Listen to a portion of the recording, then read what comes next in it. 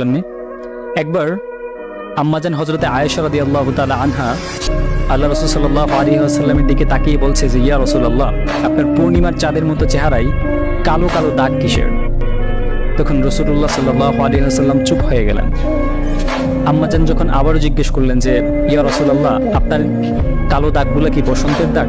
তাহলে আপনি আল্লাহ তাআলার কাছে দোয়া করেন যেন তিনি আপনার কালো দাগগুলোকে সরিয়ে দেন।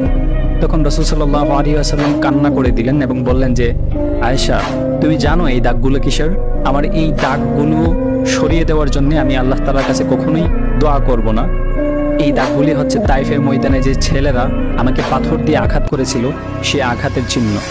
তারা একবার নয়, দুইবার নয়, তিনবার আমাকে আঘাত করেছে এবং আমাকে অজ্ঞান করে ফেলেছিল। আমি চাই না আমার এই দাগগুলো মুছে যাক। কিয়ামতের ময়দানে যখন আমার সমস্ত উম্মতরা বলতে থাকবে যে, রাসূল আপনি কোথায়, তখন আমি এক একটা কালো দাগের বিনিময়ে আমার হাজার কোটি উম্মতকে আমি জান্নাতে নিয়ে যাব।